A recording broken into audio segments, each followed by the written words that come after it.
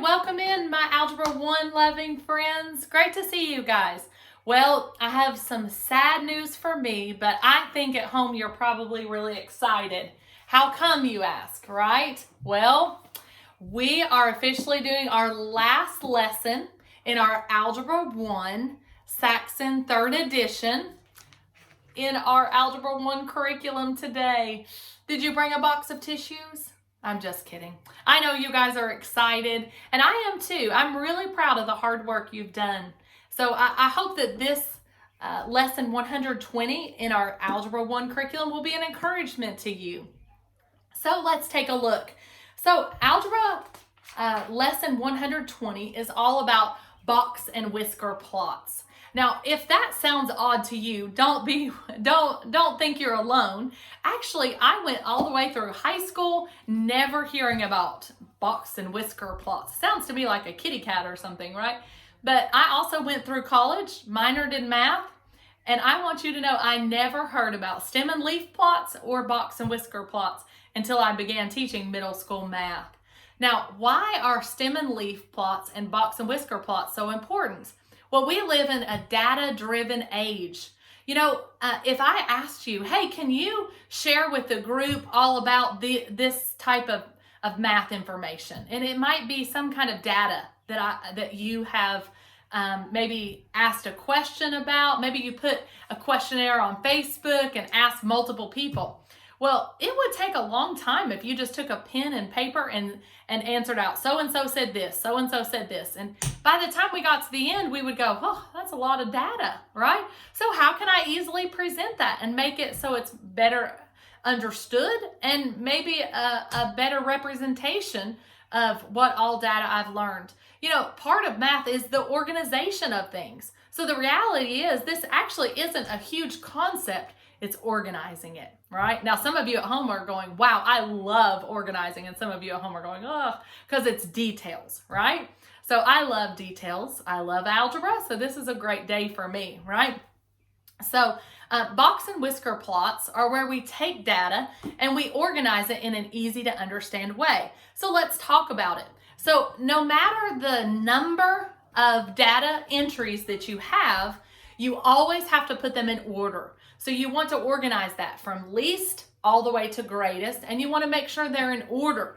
If you have one piece of data that is the same as another, still write it because it's still a data entry. It wouldn't be fair if 5 people agreed on some number and you only listed that number one time, even though there were 5 who said it, right? So you want to list each one, even if multiple said it, list it the number of times it's presented, right? So on page 505, exciting, end of the book, right?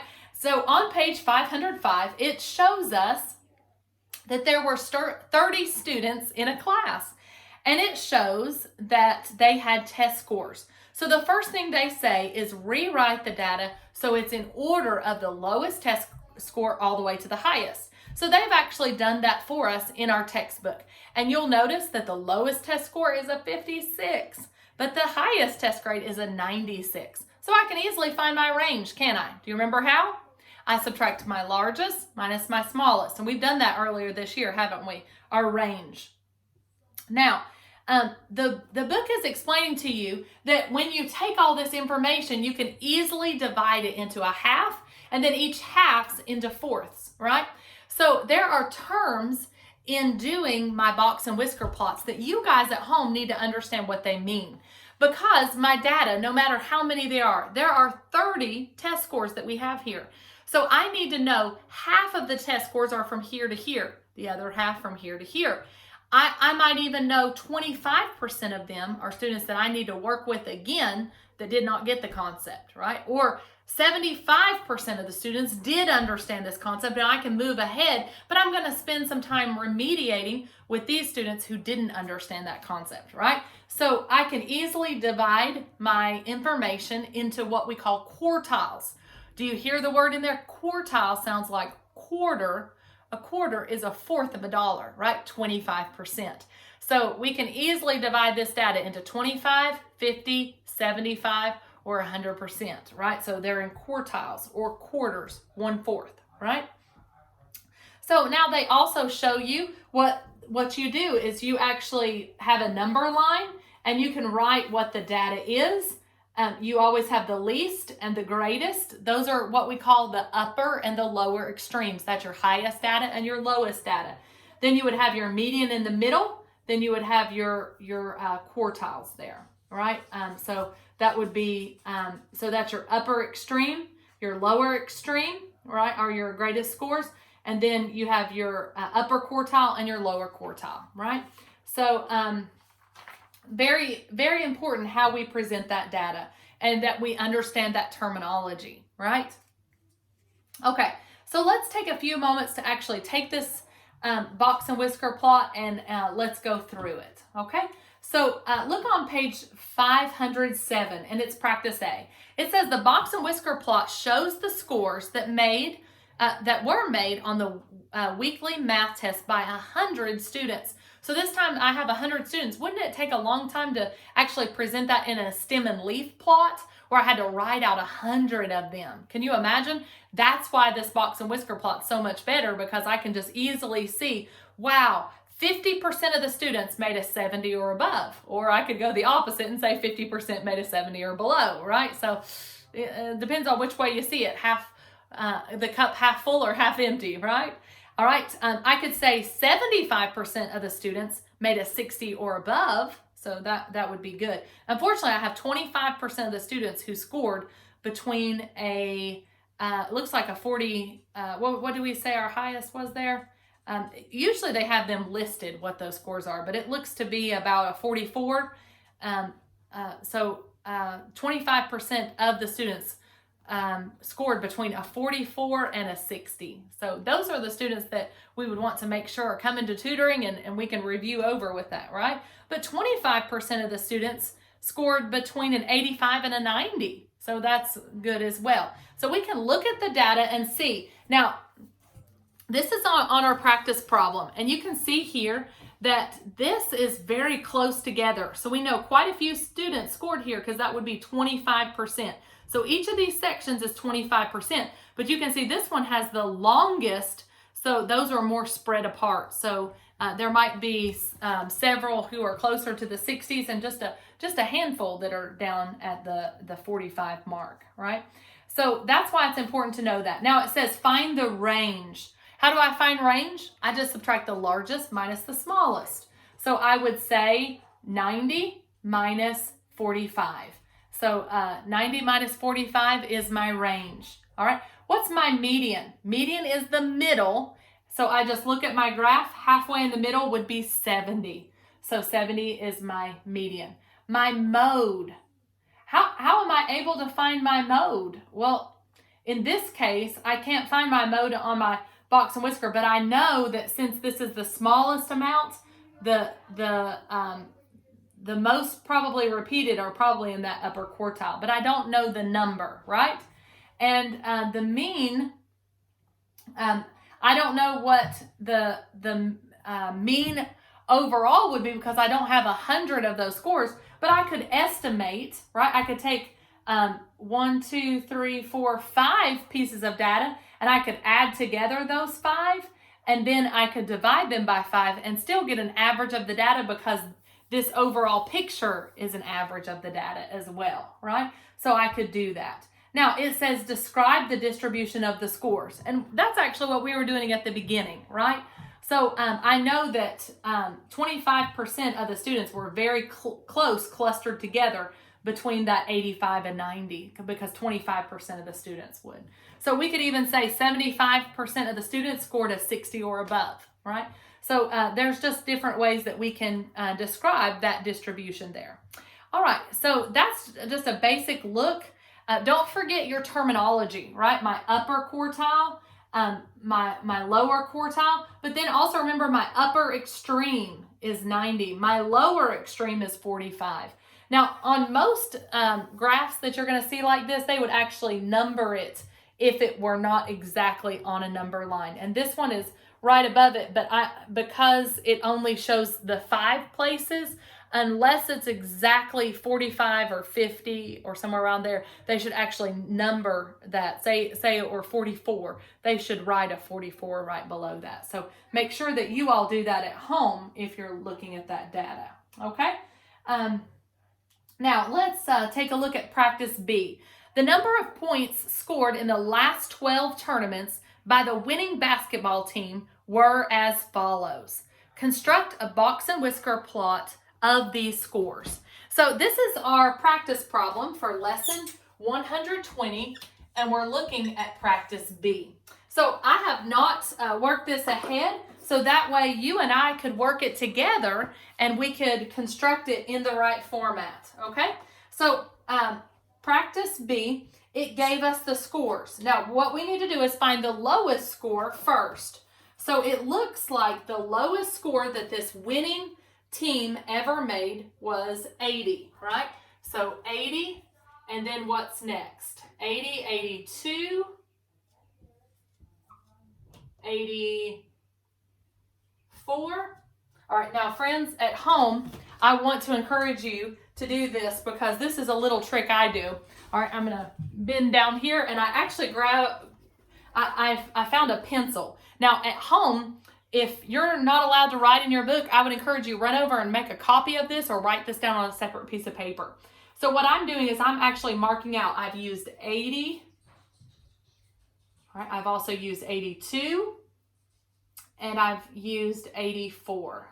So I want to make sure I'm just at home so you guys can see. I'm actually just making little marks on my book so that way I'm not reusing a number or leaving it out, right? Because I want to make sure I'm using every single number. So 80, 82, 84. What's my next number? 86.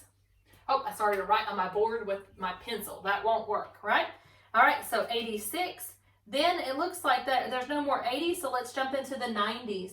So I have 93 is used 2 times, and then 95, and then 98 is used 2 times. So 93, 95, 98, and 98, right? So I've got 2 98s, 2 93s. Then I've got a 100, 110, and 120. 100, 110, and 120. So now, please do not skip this step. They have to be in order. Notice I started bigger and I got smaller and smaller. So forgive me for that. So this step is very easily missed. I've had students who have worked on these and they got all the way to the end and their data was wrong and they couldn't figure it out. They had left out one number, friends. So please be careful when you're organizing your data. 1, 2, 3, 4, 5, 6, 7, 8, 9, 10, 11, 12. So I have 12 pieces of data. My directions told me that these were the number of points scored in the last 12 tournaments. Now I know it goes from 80 all the way to 120. So what am I going to do first?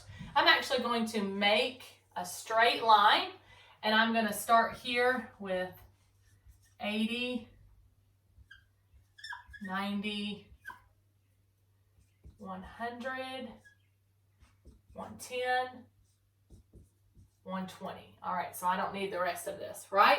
Now, I know that this will be 85, 90, 95, 105, 115. All right, so I've got my number line now. Now, the first information I'm going to do is I'm going to write 80 is my lower extreme and 120 is my upper extreme. Because they're both right on the interval, I'm not going to write them.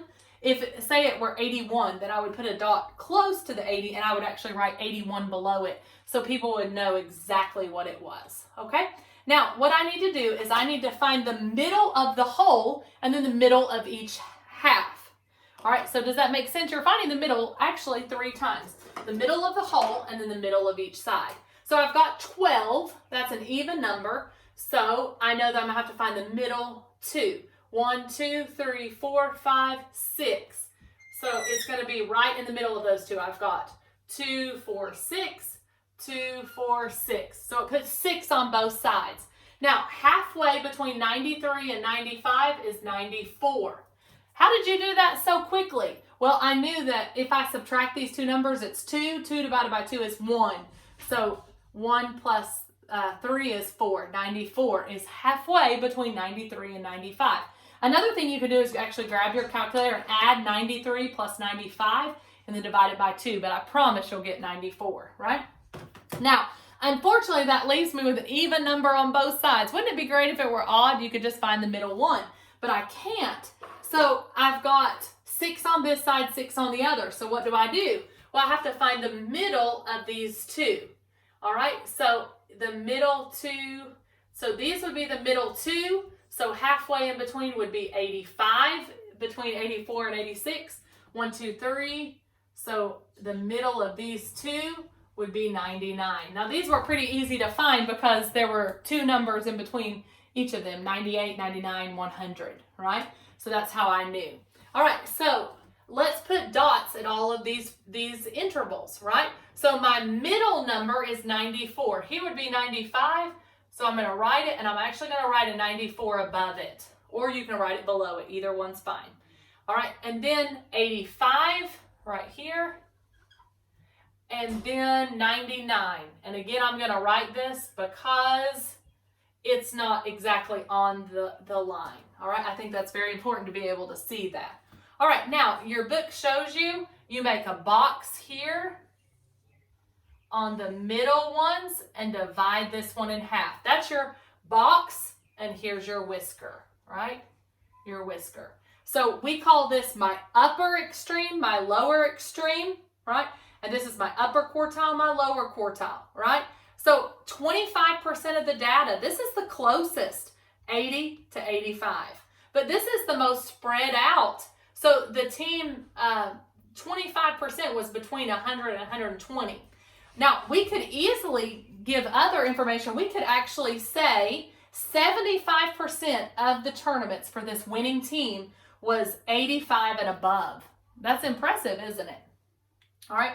Now, we could also say 25% they scored 85, between 80 and 85. So if they pulled this up, that this could certainly go a lot higher for them, right? So unfortunately, 25% they were close together on those, and we can see that here, 80, 82, and 84. So that's why this is so close together, and this is more spread out, because it went all the way from 95 to 120, and then 100 all the way to 120. All right, so this is our box and whisker plot, and it was very easy because the first step, put it all in order. After you put it all in order, find the middle of the whole thing and then the middle of each sides and make your box and whisker. That's it. And it's a great way to present data. Don't forget you would want to put a title on it if you're presenting this to your class. So people should always know what they're looking at. And you always want to have a key down at the bottom so that they know exactly where those numbers fell. All right, so that is your practice problem, and it asks us to make a box and whisker, and so that's what we did today. So I hope you enjoyed it. This is a great way to present data along with stem and leaf plots that we've learned before. So I hope you all have enjoyed your Saxon book, and I look forward to going over more math fun with you in Algebra 2. God bless.